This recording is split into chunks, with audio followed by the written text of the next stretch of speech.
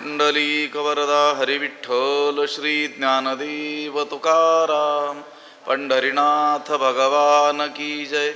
माऊली ज्ञानेश्वर महाराज की जय। जगद्गुरु तुकाराम महाराज की जय। श्रेयान् स्वधर्मो विगुणात् परधर्मात् स्वनुष्ठितात् स्वधर्मे निधनं श्रेय परधर्मो भयावहः। नमामि सद्गुरुं शान्तं सच्चिदानन्दविग्रहं पूर्णब्रह्मपरानन्दमीशमालन्दिवल्लभम्। नमो सद्गुरु तुकया ज्ञानदीपा, नमो सद्गुरु सच्चिदानन्दरूपा, नमो सद्गुरु भक्तकल्याणमूर्ति, नमो सद्गुरु भास्करा पूर्णकीर्ति। अखण्डमण्डलाकारं व्याप्तं येन चराचरं तत्पदं दर्शितं येन तस्मै श्रीगुरवे नमः। जयांची केली स्मरण होय सकळ विद्यांचे अधिकरण, तेची वंदू श्रीचरण श्रीगुरूंचे ते नमस्कारो नियाता। श्रेयान् स्वधर्मो विगुण परधर्मात् स्वनुष्ठितात् स्वधर्मे निधनं श्रेय परधर्मो भयावहः। ग्रंथराज ज्ञानेश्वरीच्या तिसऱ्या अध्यायाचं चिंतन आपण करतो आहोत आणि या तिसऱ्या अध्यायातील 35व्या क्रमांकाचा हा श्लोक आहे। ह्या श्लोकाचा अन्वय आणि अर्थ एकदा आपण पाहूयात। स्वनुष्ठितात् परधर्मात् विगुणः स्वधर्मः श्रेयान् स्वधर्मे निधनं श्रेयः परधर्मः भयावहः। त्याचा अर्थ असा होतो, स्वनुष्ठितात म्हणजे चांगल्या रीतीनं सुखानं आचरता येणाऱ्या परधर्मात परधर्मापेक्षा। परधर्म हा चांगला वाटत असला आणि आचरण्यास सुखकारक असा वाटत असला तरी त्या आचरण्यास सुखकारक वाटणाऱ्या परधर्मापेक्षा विगुणः स्वधर्मः श्रेयान् म्हणजे आचरण्यास कठीण किंवा वैगुण्ययुक्त गुणरहित असा स्वधर्मच मनुष्याला अधिक काय आहे, कल्याणकारक आहे, श्रेयान्। म्हणजे परधर्म हा अनुष्ठान करण्यास सुखकारक असा वाटत असला तरी देखील त्या सुखकारक वाटणाऱ्या परधर्मापेक्षा आपला आचरण्यास कठीण असणारा किंवा वैगुण्ययुक्त गुणरहित असा स्वधर्मच काय आहे, श्रेयान मनुष्याला कल्याणकारक असा आहे।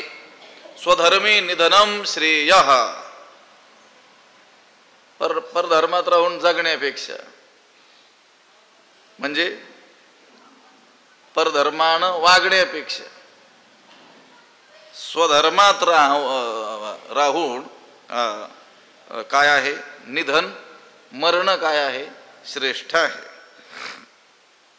परधर्मात राहून जगण्यापेक्षा स्वधर्मात म्हणजे स्वधर्माचं आचरण करत असताना मरण आलं तरी देखील ते काय आहे, कल्याणकारकच आहे। परधर्म हा भयावह, कारण परक्यांचा धर्म परधर्म हा भयावह आहे म्हणजे नरकादिकांची प्राप्ती करून देणारा आहे।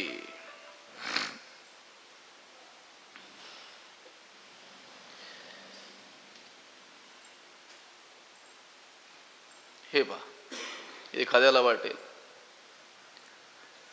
की आचरण्यास सुलभ असा जो परधर्म त्याचं जर आपण आचरण केलं तर त्याचं जर अनुष्ठान केलं तर काय हरकत आहे। जशी स्वधर्मावर श्रद्धा निष्ठा ठेवून आपण वर्तन करतो त्याचप्रमाणे काय करायचं, परधर्मावर श्रद्धा ठेवून काय करायचं, त्याचं आचरण करायचं। तर तसं नाही आहे। परधर्म हा भयंकर आहे, स्वधर्मच काय आहे, श्रेष्ठ आहे, हे या श्लोकामध्ये सांगितलेलं आपल्याला आढळतं। इथं स्वधर्म परधर्म या शब्दांनी परधर्म म्हणजे बौद्ध धर्म, इस्लाम धर्म, ख्रिस्ती धर्म असा काही अर्थ घ्यायचा नाही. कारण ज्या काळी भगवद्गीता सांगितली भगवंतानं अर्जुनाला, त्यावेळेस अन्य धर्मच काय नव्हते अस्तित्वात, नव्हतेच मुळी. एकच धर्म होता, वैदिक सनातन आपल्याला असलेला हा आर्य धर्म. आणि जे वेदाला मानत नसत, अवैदिक असत, त्यांना काय मानण्यात यायचं, धर्महीन आहेत, धर्मभ्रष्ट आहेत असं मानण्यात येत असं. दोनच प्रकारचे लोक होते, धार्मिक आणि अधार्मिक. परधर्म वगैरे काही नव्हतंच. त्यामुळं या ठिकाणी परधर्म शब्दाचा अर्थ आहे अन्य वर्णाचा धर्म. वर्णाश्रम धर्म जो म्हणतो ना आपण, ज्याच्या त्याच्या वाट्याला ईश्वरी इच्छेनं शास्त्राज्ञेनं आलेलं जे कर्म, त्याला काय म्हणायचं, धर्म म्हणायचं. आता अर्जुन हा कोण आहे, क्षत्रिय आहे. म्हणून त्याचा धर्म काय आहे, युद्ध. भले ते हिंसा रूप जरी असलं तर युद्ध करणं हा त्याचा काय आहे, धर्म आहे, स्वधर्म आहे. पण त्याला कोणता धर्म आवडत होता, त्याला शमदमादी गुणांनी युक्त अहिंसा रूप असा जो ब्राह्मण धर्म, तो त्याला आवडत होता. म्हणून तो म्हणत होता, भिक्षा मागता भली, भिक्षा मागून जगणं मी पसंत करेल, पण ही हिंसा करणं योग्य नाही. गुरुजनांना स्वजनांना मारणं हे उचित नाही. म्हणजेच तो आपला धर्म सोडून दुसऱ्याच्या धर्माचं आचरण करू पाहत होता. कारण तो अन्यांचा असलेला धर्म त्याला कसा वाटला होता, सुखकारक असा वाटला होता. म्हणून तो त्या धर्माचं आचरण करायला प्रवृत्त झाला होता. भीष्म द्रोणादी लोकांना मारून जगण्यापेक्षा तो म्हणतो मेलेलं बरं, किंवा एकतर भिक्षान्न सेवन करून राहणं अधिक काय आहे, श्रेयस्कर आहे. गुरुन हत्वा ही महानुभावान श्रेयो भोक्तुम भैक्ष्यमपी हलोके. असा जो अर्जुन आहे की जो आपला क्षत्रियांचा युद्ध करणं हा धर्म सोडून परधर्माचं सेवन करू पाहतो आहे, त्या अर्जुनाला भगवंत या श्लोकात सांगतात की आपला धर्म म्हणजे क्षत्रिय धर्म.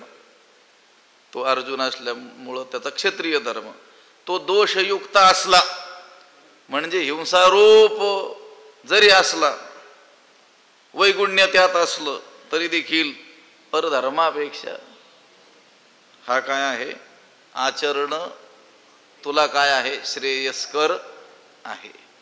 म्हणून श्रेयान स्वधर्मो विगुणः परधर्मात स्वनुष्ठितात स्वधर्मे निधनम श्रेयः परधर्मो भयावह. परधर्मात राहून जगण्यापेक्षा स्वधर्मात मरण आलं तरी ते कीर्तिकारक स्वर्गप्रापक असंच आहे, त्यामुळं ते चांगलं आहे. पण परधर्मात राहणं हे अकीर्तिकर आणि नरकप्राय असल्यामुळं ते कसं आहे, भयावह आहे, भयंकर आहे. आगा स्वधर्म हा आपला आपुला जरी का कठीणू झाला तरी हाची अनुष्ठिला भला देखी देखी. आगा हा आपुला स्वधर्मू जरी का कठीणू झाला तरी हाची अनुष्ठिला भला. देखे म्हणजे पहा, हे अर्जुना पहा. अगा अरे अरे अर्जुना हे पहा की हा आपला स्वधर्म जरी का कठीणू झाला, हा आपला स्वधर्म जरी कदाचित आचरण्यास अवघड असला, जरी का कठीणू झाला, जरी तो आचरण्याला कसा वाटला, कठीण वाटला, अवघड वाटला, तरी हाची अनुष्ठिला भला, तरी देखील त्याचंच आचरण केलेलं चांगलं. अनेक वेळेस आपला स्वधर्म कठीण वाटण्याची काय असते, शक्यता असते, बहुधा वाटतच असतो आपला धर्म कठीण आणि परधर्म हा सुखावह असंच वाटत असतं प्रत्येकालाच.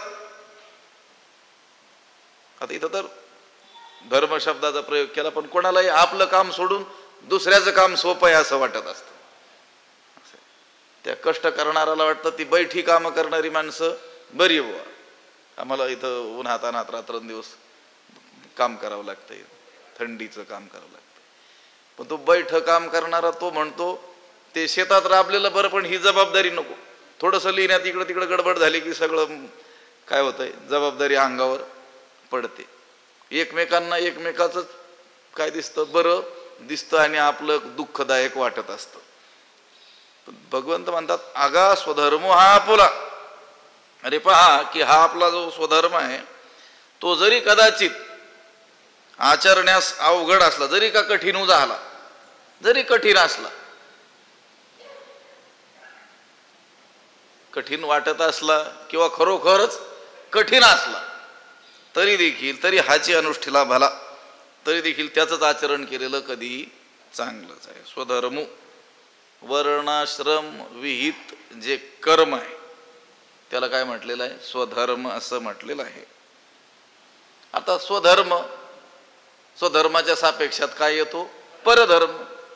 आता 4 वर्ण आहेत, 4 आश्रम आहेत, त्या वर्णाश्रमानुसार कर्माची काय झालेली आहे, विभागणी, वाटणी झालेली आहे. ब्राह्मण, क्षत्रिय, वैश्य, शूद्र हे 4 वर्ण आहेत.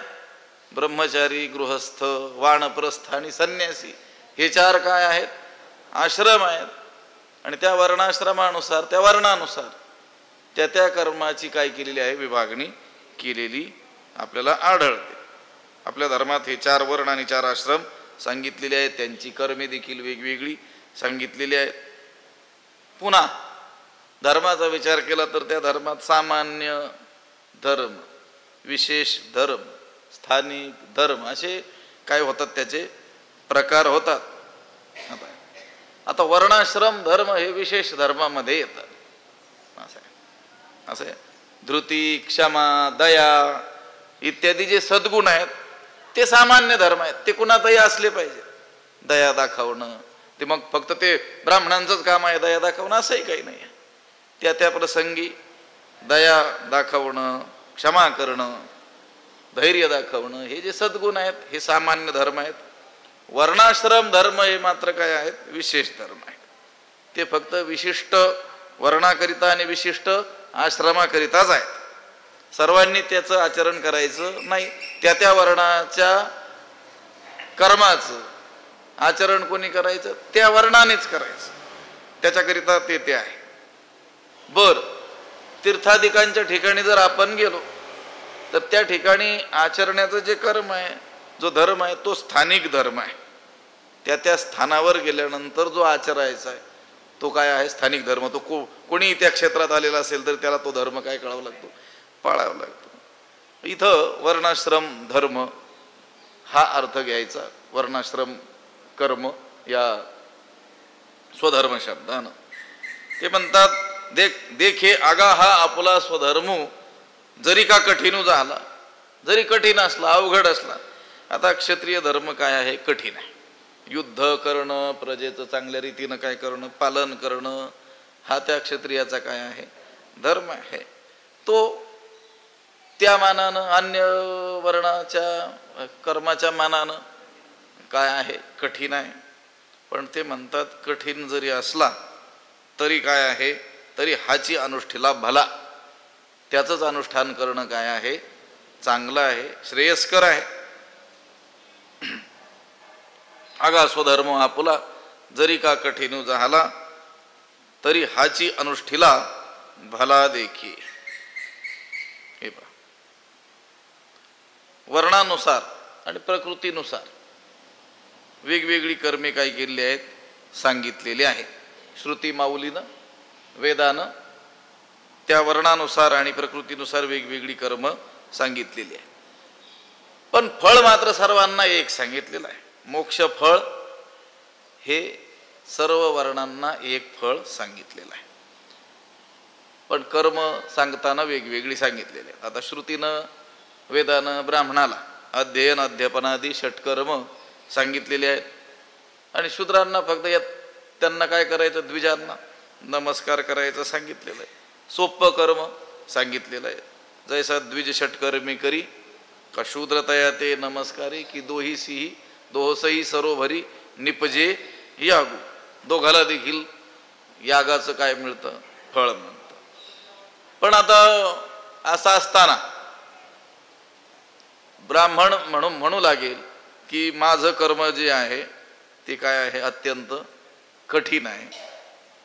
शूद्राचं कर्म काय आहे? सोपं आहे.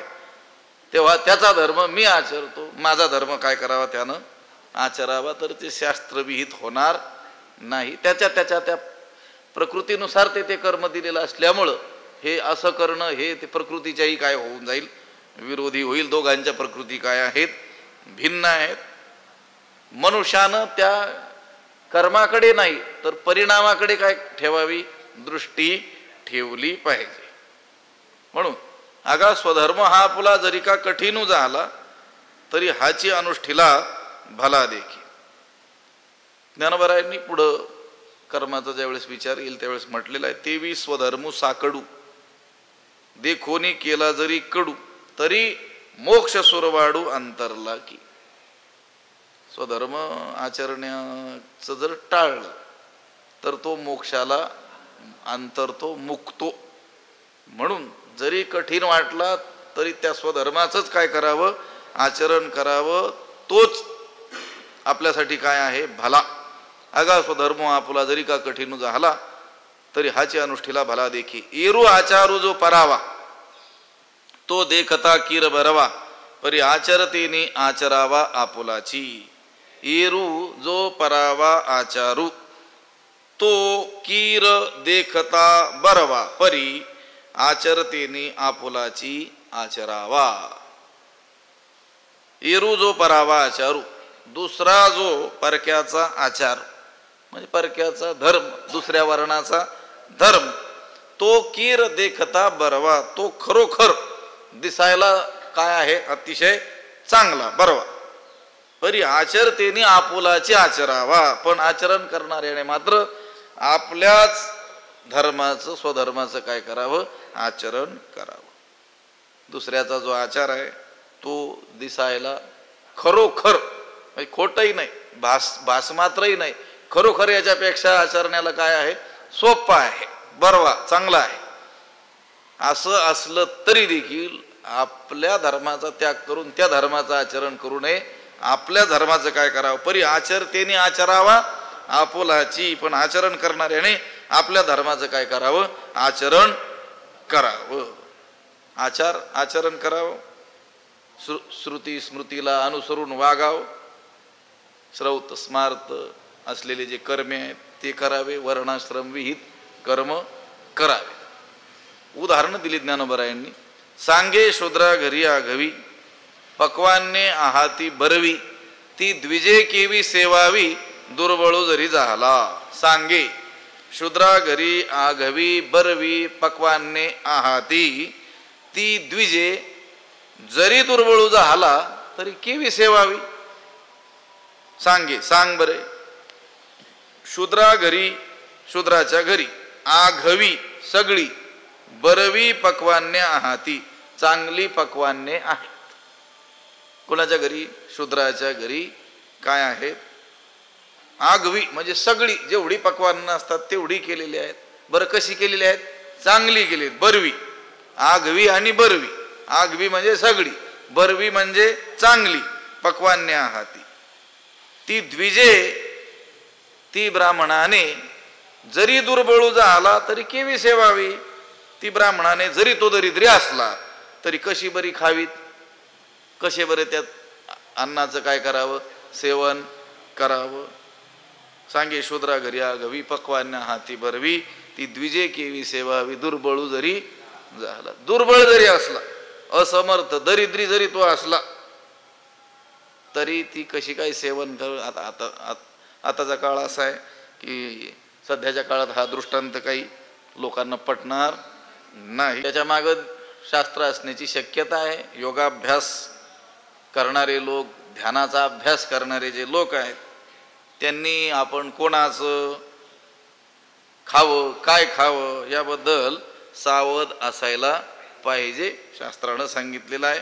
आपल्या शास्त्रामध्ये अन्नाचा काय केलेला आहे? मोठा विचार केला गेलेला आहे.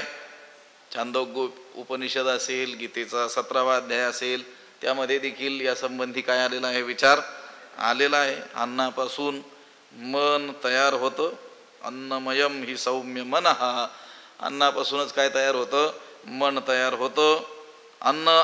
अन्न पाण्यामधला जो स्थूल भाग असतो, तामस भाग, त्याचं मलमूत्र होतो. मध्यम भाग त्याचे अस्थि, मांस, रक्त, मज्जा इत्यादी होते. अत्यंत जो सूक्ष्म भाग, सात्विक भाग ज्याला म्हणायचं, त्यापासून त्याचं काय होतं, मन तयार होतं. तीवी जैसा घेपे आहारू, धातू तैसाची होय आकारू, आणि धातू ऐसा अंतरू भावो पोखे, ज्ञानोबा म्हणतात. अन्नाचा संबंध हा केवळ पोट भरण्याशी नाही, तर तो मनाशी देखील आहे. म्हणून ते अन्न पवित्र असावं अशी काय आहे, अपेक्षा आहे. आता ब्राह्मणापेक्षा म्हणजे त्या समजुतीनुसार शूद्र वर्णातील लोकांमध्ये रजतमाचं मिश्रण काय असतं, अधिक असतं. म्हणून त्याचं अन्न आश्रय दोषाने युक्त असतं. या कारणास्तव शूद्र घरचं अन्न ब्राह्मणानं सेवन करू नये, असा काय केलेला असावा, नियम केलेला असावा. आता ह्या अन्नाचा मोठा विचार केलेला आहे. आज काय तो प्रसंग नाही, फक्त उदाहरण म्हणून त्यांनी दिलेलं आहे. जरी तो द्विज, तो ब्राह्मण दुर्बळ जरी असला आणि त्या शूद्राच्या घरी सर्व प्रकारची पक्वान्न, चांगल्या रीतीची पक्वान्न जरी असली, तरी त्यानं ती कशी बरी खावीत, म्हणजे खाऊ नयेत. हे अनुचित कैसेनी कीजे, अग्राह्य किवी इच्छिजे, अथवा इच्छिलेही पाविजे विचारी पा. अन्वय तसाच आहे. हे अनुचित कैसेनी कीजे, हे अनुचित कर्म, त्या दरिद्री जरी असला तो ब्राह्मण, दुर्बळ जरी असला, तरी त्यानं कसं बरं करावं. हे अनुचित, हे काय आहे, अनुचित आहे. कैसेनी कीजे, ते कसं काय करावं. अग्राह्य केवी इच्छिजे, जे ग्रहण करण्यास योग्य नाही आहे, अग्राह्य असं जे आहे, अशा निषिद्ध अन्नाची इच्छा का बरं करावी. अग्राह्य केवी इच्छिजे, अथवा बरं इच्छिल ते, कदाचित त्या विषयाची काय केली त्याने, इच्छाही केली. इच्छा केलेले विषय प्राप्तही झाले, पण ते निषिद्ध जर आहेत, तर त्यांचं सेवन कसं बरं करावं. अथवा इच्छिली ही पाविजे विचारी पा, याचा काय कर तू विचार कर. उदाहरण दिलेलं आहे ज्ञानोबरायांनी. हे अनुचित कैसेनी कीजे, हे अनुचित कर्म त्या दरिद्री ब्राह्मणानं, तो दरिद्री जरी असला, दुर्बळ जरी असला, तरी कसं बरं करावं. आपल्याला ग्रहण करण्याला योग्य नाही अशा निषिद्ध अन्नाची त्यानं इच्छा तरी कशी करावी. किंवा केली इच्छा आणि इच्छा केलेली वस्तू त्याला काय झाली, प्राप्तही झाली, तर ती निषिद्ध असल्यामुळं त्यानं त्याचं सेवन तरी कसं करावं, याचा काय कर तू विचार कर. हे पहा, काल बोललो होतो मी, मनुष्य पुरुषार्थाला अवकाश आहे. जरी प्रकृती धर्मानुसार सर्व प्राणी वर्तन करत असले, तरी मनुष्य पुरुषार्थाला काही ठिकाणी काय आहे, अवकाश आहे. पाप वासनेप्रमाणे न वागणं ही गोष्ट मनुष्याच्या हातात आहे. हे इथून दाखवायचंय. अथवा इच्छिले ही पाविजे विचारी पा, जरी त्यानं आता इच्छा केली, पूर्वकर्मानुसार, पूर्वसंस्कारानुसार त्याला त्या निषिद्ध पदार्थ प्राप्तीची इच्छा झाली आणि ते प्राप्तही झाले, तरी देखील ते सेवन करणं की न करणं हे मात्र त्याच्या काय आहे, हातात आहे. म्हणून पापवासनेप्रमाणे न वागणं ही गोष्ट मनुष्याच्या हातात आहे. म्हणून तर मग भगवंत म्हणतात विचारी पा, अर्जुना याचा काय कर तू विचार कर. ठीक आहे, एक तर तुझ्या मनात येऊच नये की मी परधर्माप्रमाणे वागावं, पण आलं असेल मनात, पण जरी मनात आलेलं असलं तरी त्याप्रमाणे वागणं हे काही गोष्ट योग्य आहे का. नाही, तू ती काय करू शकतो, टाळू शकतोस. विचारी पा, विचार करू शकतो, याच्यावर साधक बाधक विचार करू शकतो. एकतर खरं ते मनात येऊच नाही, पण आलं जरी असेल तरी त्याप्रमाणे वागणं न वागणं हे मात्र कसं आहे, आपल्या हातात आहे. ज्ञानोबा आणखी बरीच उदाहरण ह्या श्लोकावर बरीच उदाहरणं दिलेली आहेत. दुसऱ्याचा धर्म हा आचरण्याला सोपा वाटत असला, सुखावह वाटत असला, आपला धर्म हा आचरण्याला कठीण जरी वाटत असला तरी आपल्या धर्माचं काय केलं पाहिजे, आचरण केलं पाहिजे, अनुष्ठान केलं पाहिजे. त्यासाठी उदाहरण देतात. तरी लोकांची धवळारे देखोनिया मनोहरे, असती आपुली तणारे मोडावी किवी. तरी लोकांची मनोहरे धवळारे देखोनिया आपुली असती तणारे किवी मोडावी. तरी तसंच लोकांची मनोहरे धवळारे देखोनिया, लोकांचे मन वेधून घेणाऱ्या सुंदर स्वच्छ मोठमोठ्या हवेल्या पाहून, वाडे पाहून, मोठे बंगले पाहून आजच्या भाषेमध्ये, तरी लोकांची धवळारे देखोनिया मनोहरे, तरी लोकांची मनोहरे धवळारे देखोनिया. आपली अस्ती तणारे केवी मोडावी. आपल्या असलेल्या गवताच्या झोपड्या कशा मोडून टाकाव्यात. गवताच्या झोपडीत राहणारा एखादा मनुष्य रस्त्यानं जात असताना त्यानं लोकांचे सुंदर स्वच्छ असे भव्य आकर्षक मनोहर असे वाडे पाहिले. म्हणून मग घरी जाऊन आपले जे असलेले गवताच्या ज्या झोपड्या आहेत त्या मोडाव्यात का. तसं करण्यात काय आहे, अनर्थ आहे. जिथं जी झोपडी आहे तिथं आपल्याला काय करायचं, आनंदानं राहायचं आहे. तरी लोकांची धवळारे, धवळारे म्हणजे चुने गच्ची घर. पूर्वी त्या बांधकामाला चुन्याचा वापर केला जायचा. पक्की कामं, मोठमोठे वाडे त्या चुन्यामध्ये काय केल्या जायची, बांधल्या जायचे. किंवा पांढऱ्या रंग दिलेल्या हवेल्या, असं त्या धवळारे शब्दाचा काय आहे अर्थ आहे, मोठे मोठे वाडे.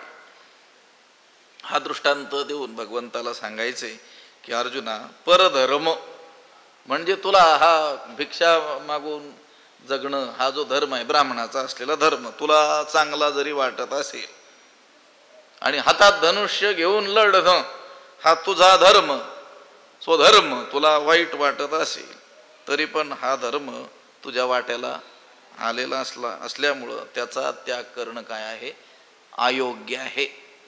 प्रारब्धानुसार त्या लोकांचं प्रारब्ध त्या घरात राहण्याचं असेल, तुझं प्रारब्ध ह्या तणापासून गवतापासून केलेली घरं म्हणजे झोपड्या त्यामध्ये राहण्याचं असेल. म्हणून मग त्यांची ती घरं पाहून आपली जी झोपड्या आहेत त्या काय मोडून टाकाव्यात का. असती आपुली तणारे मोडावी किवी. आपुली आपली, असती तणारे असलेली गवताची खोपटी झोपड्या त्या काय मोडाव्यात का, नाही. अजून एक दृष्टांत देतात. हे असो, हे उदाहरण असू द्या म्हटले, पटला असेल नसेल आणखी सांगतात. हे असो वनिता आपुली, कुरूप जरी जाहली, तरी भोगिता तिची भली जिया परी. हे असो आपुली वनिता, जरी कुरूप जाहली, तरी भोगिता तिची जिया परी भली. हे असो, हे राहू दे.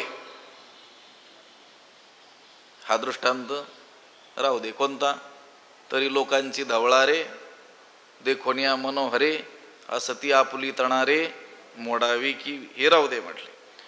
हे असो आपुली वनिता, आपली बायको, आपली धर्मपत्नी जरी कुरूप जाहली, जरी दैववशात कुरूप असली, रूपानं ती सुंदर नसली, तरी भोगिता तिची भली जिया परी, तरी तीच भोगण्यास ज्याप्रमाणे काय आहे योग्य आहे, तरी पण संसार करण्यास शास्त्रतः तीच जशी काय आहे योग्य आहे.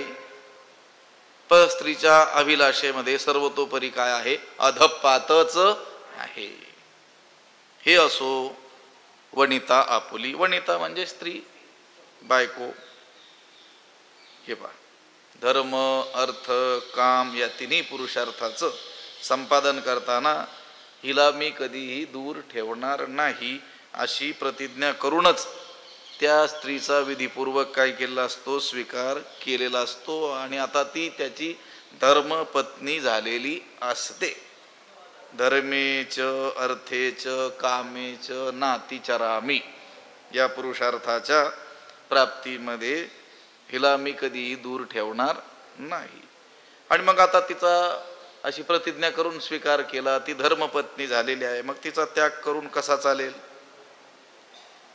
आता देवा ब्राह्मणांच्या साक्षीनं विवाह झालेला आहे, तर मग त्या स्त्रीशीच संसार करणं काय आहे, उचित आहे, योग्य आहे. तरी भोगिता तेची भली जिया परी, तरी पण संसार करण्यास तीच जशी काय आहे, योग्य आहे. हे पहा, 18व्या अध्यायामध्ये भगवान म्हणजे ज्ञानोबराय म्हणणार आहेत, जरी धर्मपत्नी धांगडी पोषिता जरी एकी ओढी, तरी का अपरवडी आणावी अंगा. आता लग्नाची बायको असेल किंवा एखादी परस्त्री असेल, त्यांना सांभाळण्यात जर श्रम सारखेच पडतात, तर मग त्या दुसऱ्या स्त्रीला सांभाळून दुर्लौकिक का संपादन करावा?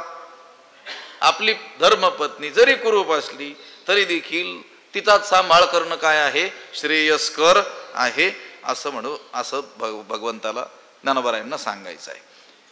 हे असो वनिता आपुली, कुरूप जरी झाली तरी भोगिता तिची भली जिया परी, तेवी आवडे तैसा साकडू, आचरता जरी दुवाडू, तरी स्वधर्मुची सुरवाडू परत्रीचा किंवा पारत्रिकाचा. तेवी आवडे तैसा साकडू, आचरता जरी दुवाडू, तरी स्वधर्मुची पारत्रिकाचा सुरवाडू. तेवी त्याप्रमाणे या दोन दृष्टांताप्रमाणे, तेवी त्याप्रमाणे, आवडे तैसा साकडू वाटेल तितका कठीण, आणि आचरता जरी दुवाडू, आणि आचरण्यास जरी दुवाड म्हणजे कष्टप्रद क्लेशकारक जरी असला, तरी स्वधर्मूची पारत्रिकाचा सुरवाडू, तरी आपला धर्मच स्वधर्मच परलोकी सुख देणारा आहे. परलोकी विपुल सुख देणारा आपला हा विहित धर्मच आहे, स्वधर्मच आहे. स्वधर्माचं आचरण करीत असताना कितीही मोठी विपत्ती आली, संकट आली, आणि स्वधर्म आचरण करण्यास जरी कठीण असला, तरी सुद्धा पारत्रिकाचा सुरवाडू हाच आहे. म्हणजे परलोकी विपुल सुख देणारा हा आपला स्वधर्मच आहे. आणखी उदाहरण देतात ज्ञानोबराय, हा गा साखर आणि दूध, हे गौल्य कीर प्रसिद्ध, परिकृमी दोषी विरुद्ध घेपे किवी. तसाच अन्वय आहे. हा गा, आणखी अरे अर्जुना, साखर आणि दूध हे गौल्य कीर प्रसिद्ध. साखर आणि दूध यांची गोडी खरोखरच सर्वांनाच ठाऊक आहे. साखर आणि दूध यांचं जे मिश्रण आहे, त्याची जी गोडी आहे ती काय आहे, जगात काय आहे, प्रसिद्धच आहे. परंतु कृमी दोषी विरुद्ध केवी घेपे. कृमिदोष म्हणजे जंत रोग झाला असेल, पोटामध्ये जंत झाले असतील, तर त्या रोगामध्ये साखर दुधाचं सेवन करू नये. आरोग्याच्या दृष्टीनं काय आहे, प्रतिकूल आहे, विरुद्ध आहे. किवी घेपे. मग अशा प्रतिकूलाचं सेवन कसं बरं करावं? नाहीतर तो रोग झालेला असताना सुद्धा रोग्याला काय देऊ लागला, हा दूध आणि साखर. कुणीतरी प्रतिबंध घातला, बोलू नका म्हटले. सगळ्या जगात या दूध आणि साखरेची गोडी काय आहे, प्रसिद्ध आहे. बलकारक पेय म्हणून आयुर्वेदात याचं वर्णन केलेलं आहे. दुधाला अमृत म्हटलेलं आहे. असं तसं सांगू लागला. तू म्हणतो ते सगळं खरं आहे, ती गोडी प्रसिद्ध आहे, दूध बलकारक आहे, पुष्टिकारक आहे. पण देतोय कुणाला तू? कृमिदोष पोटात ज्याला काय झालेले आहेत, जंत झालेले आहेत, त्याला ते देणं काय आहे? विरुद्ध आहे. घेपे केवी. कसं बरं त्याचं काय करावं? सेवन करावं. प्रतिकूल असल्यामुळं ते कसं काय घ्यावं? घेऊ नये. तो रोग काय होईल? आणखी बळावेल, वाढेल. पण असं असतानाही कोणी जर त्या दूध साखरेचं सेवन त्या कृमिदोषामध्ये सुद्धा केलंच तर काय होईल? ऐसेनी ही जरी सेविजेल तरी ते आळुकीची उरेल, जे ते परिणामी पथ्य नव्हेल धनुर्धारा. धनुर्धारा ऐसेनी ही जरी सेविजेल तरी ते आळुकीची उरेल, जे ते परिणामी पथ्य नव्हेल. धनुर्धारा अर्जुना, ऐसेनीही असं असतानाही. कसं असतानाही? कृमिदोषामध्ये दूध साखरेचं मिश्रण पेय देणं, त्याला देणं हे प्रतिकूल असतानाही जरी सेविजेल, जर ते काय केलं? सेवन केलंच तरी ते आळुकीची उरेल. तर तो सेवन करणाऱ्याचा केवळ आळुकीची म्हणजे केवळ हट्टच उरेल, आग्रहच उरेल. तो कितीही म्हणत असला हे बलकारक, शक्तिवर्धक, पुष्टिकारक, गोडीच्या बाबतीत प्रसिद्ध म्हणून पेय असे आहे, आणि दुराग्रहानं त्यानं त्या रोगामध्ये काय केलं? सेवनच केलं तर काय होईल? त्याचा फक्त आग्रहच उरेल. जे ते परिणामी पथ्य नव्हेल धनुर्धारा, जे ते परिणामी पथ्य नव्हेल, कारण ते परिणामी हितकारक होणारच नाही आहे. ते जरी गोड असलं, मधुर असलं तरी त्याचा परिणाम मात्र चांगला होणार नाही आहे. लागताना त्याला देखील काय लागेल? ते गोडच लागेल. ज्याला कृमिदोष नाही अशा निरोगी माणसाला जेवढं ते गोड लागेल तेवढंच गोड त्या कृमिदोषावाल्यालाही लागेल, पण परिणामी त्याचा परिणाम काही चांगला होणार नाही आहे. आता मधुमेहाच्या रुग्णाला गोड पदार्थ काही गोड लागत नाहीत का?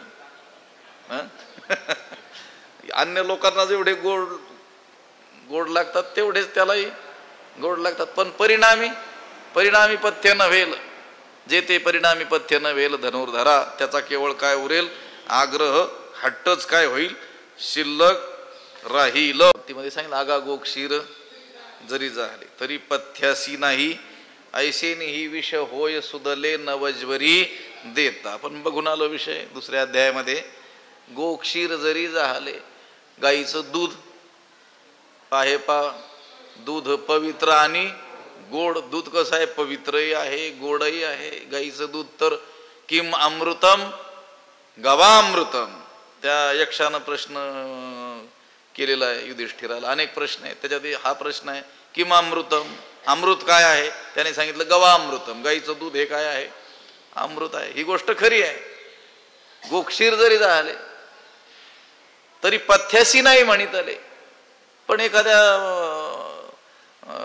वैद्यानं त्या रुग्णासाठी ते हितकारक नाही असं म्हणून जर सांगितलेलं असेल, आणि असं असूनही ऐसेनीही विष होय सुदले नवज्वरी देता, त्या नवज्वरामध्ये त्या हे पथ्यकारक नाही असं म्हणून त्या वैद्याने सांगितलेलं असतानाही यानं आग्रहपूर्वक नाही गाईचं दूध आहे, गाईचं दूध आहे म्हणून दिलंच, तर ते हितकारक होणार नाही. उलट काय होईल? विष होय सुदले नवज्वरी देता. त्या नवज्वरामध्ये त्याला जर ते दिलंच तर त्याच्यासाठी ते काय होईल? विष होईल. हगा साखर आणि दूध हे गौल्य कीर प्रसिद्ध, परिकृमी दोषी विरुद्ध गेपे केवी.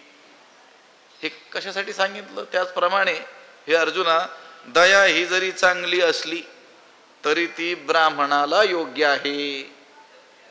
अर्जुना, तू क्षात्र प्रकृतीचा असल्यामुळं तुला ती काही पथ्यकारक नाही आहे.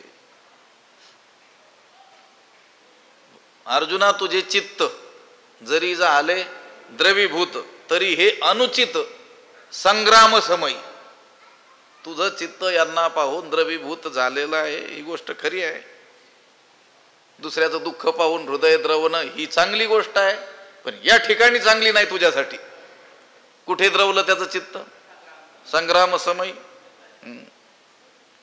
आणि हा परधर्म तुला जो आवडतोय की जो तुझ्यासाठी हितकारक नाही आहे, आणि हितकारक नसतानाही जर तू त्याचं काय केलं, बळेच आचरण केलंच, तर तुझ्या वाट्याला फक्त दुराग्रह येईल, परिणाम काही चांगला होणार नाही. तुझा तो हट्टच फक्त शिल्लक राहील. ऐसेनी जरी सेविजेल तरी ते आळुकीची उरेल, जे ते परिणामी पथ्य न भेल.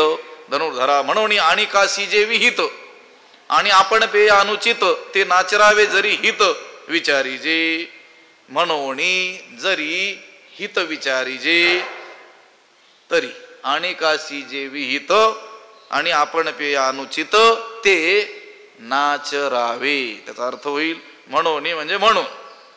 जरी हित विचारी जे, जर कल्याणाचा विचार करायचा असेल, आपलं हित व्हावं असा जर विचार करायचा असेल, तर आणि काशी जे विहित, इतरांना जे विहित म्हणून सांगितलेलं आहे, आणि आपण पेया अनुचित, आणि आपल्यासाठी ते अनुचित म्हणून अकरणीय म्हणून जे सांगितलेलं आहे, ते नाचरावे, त्याचं आचरण करू नये.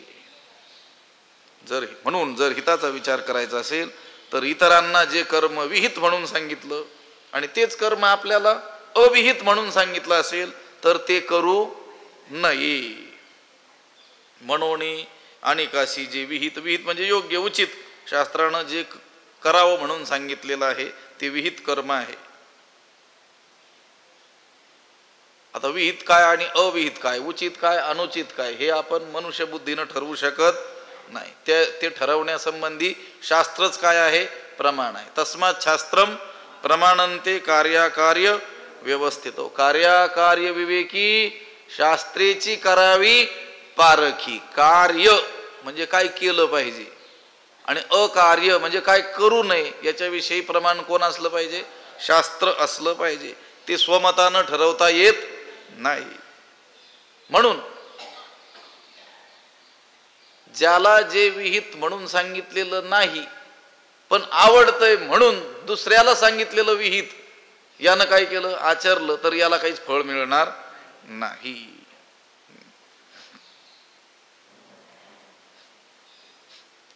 द्विजाला, ब्राह्मणाला संध्या सांगितलेली आहे. अहरह संध्याम उपासित, ती त्यानं केलीच पाहिजे.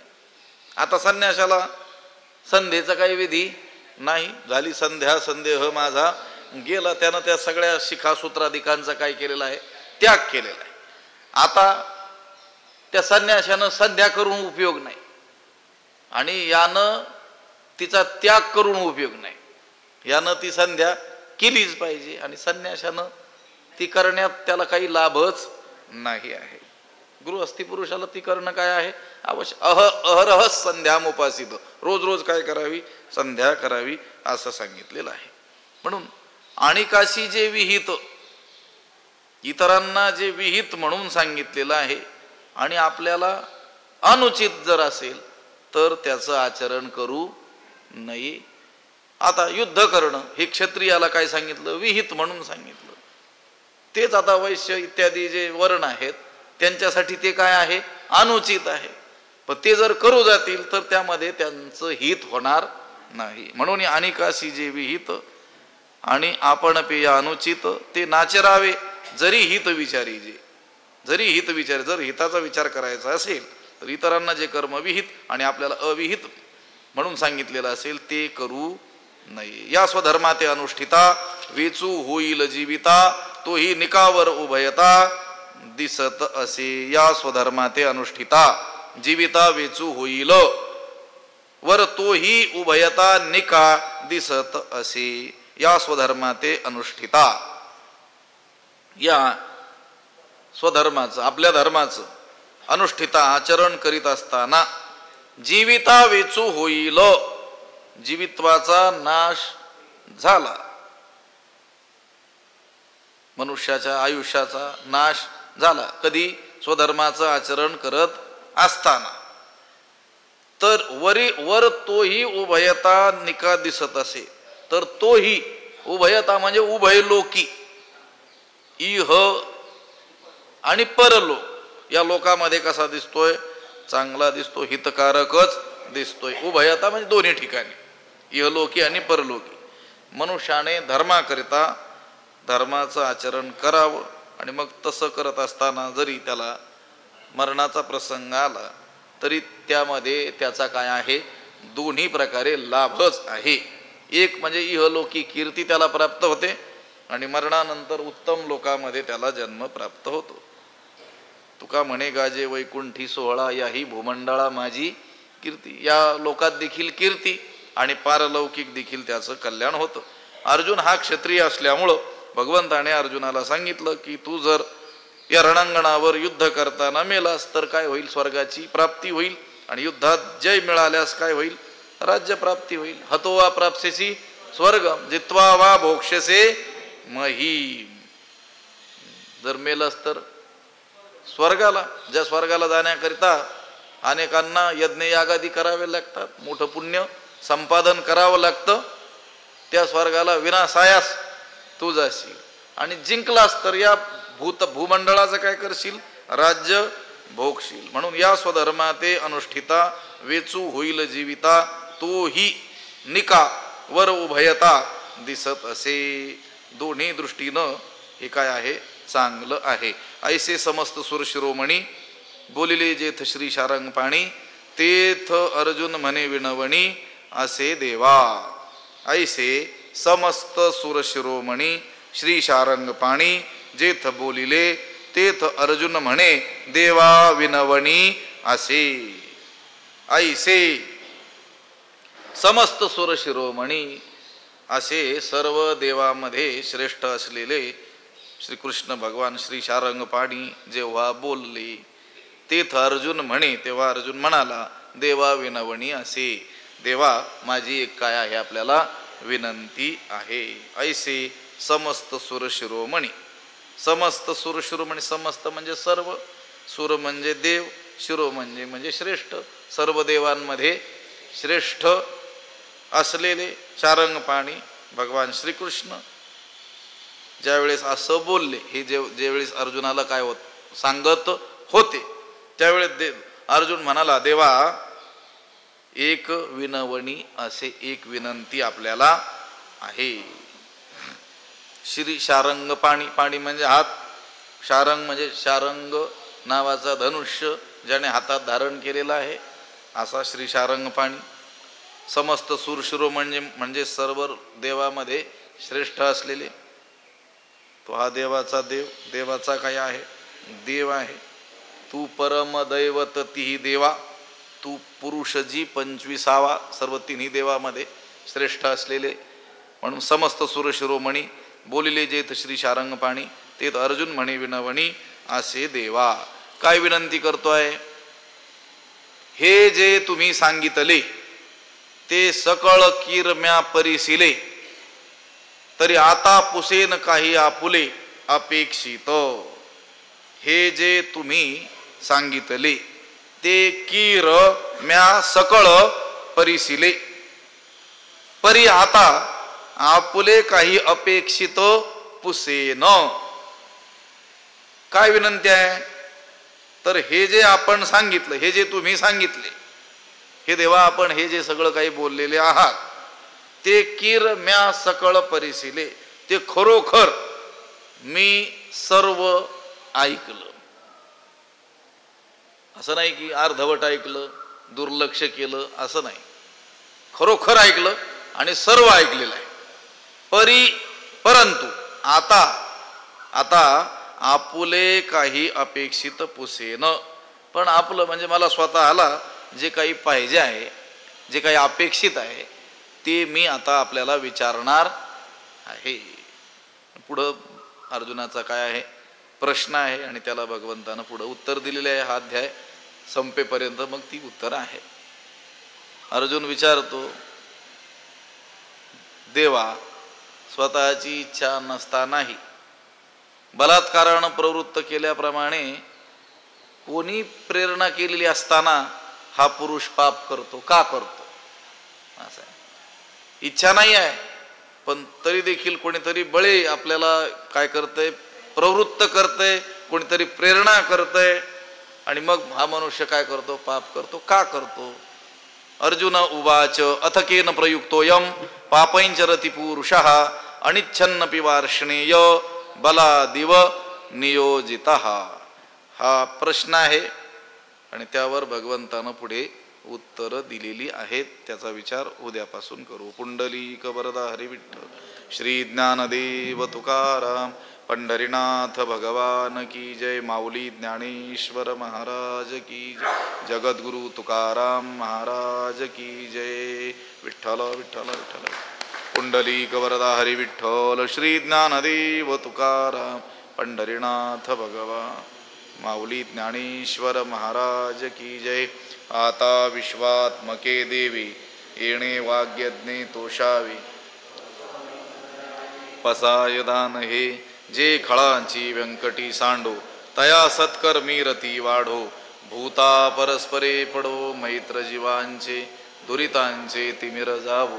विश्व स्वधर्म सूर्ये पाहो जो जे वांछील तो तेला हो. प्राणी जात वर्षत सकळ मंगळी ईश्वर निष्ठांची मांदियाळी. अनवरत भूमंडळी भेटो तया भूता चला कल्पतरूंचे आरव. चेतना चिंतामणीचे गाव बोलते जे अर्णव पियुषांचे. चंद्रमे जे अलांछन मार्तंड जे तापहीन ते सर्वाही सदा सज्जन सोयरे होतू. किंबहुना सर्व सुखी पूर्ण होवणी तिही लोकी. भजिजो आदि पुरुखी अखंडित आणि ग्रंथोपजीवी विशेषी लोकी इये. दृष्टादृष्ट विजय होवा वेजी एथ म्हणे श्री विश्वेश्वरावो. हा होईल दान पसावो. येणे वरे ज्ञान देवो सुखिया झाला. येणे वरे ज्ञान देवो सुखिया झाला. येणे वरे ज्ञान देवो सुखिया. पुंडलीक वरदा हरी विठ्ठल श्री ज्ञानदेव तुकाराम पंढरीनाथ भगवान की. माऊली ज्ञानेश्वर महाराज जगद्गुरु तुकाराम महाराज की. शांती ब्रह्म एकनाथ महाराज की. सद्गुरु बंशी महाराज की. सद्गुरु जोग महाराज की जय.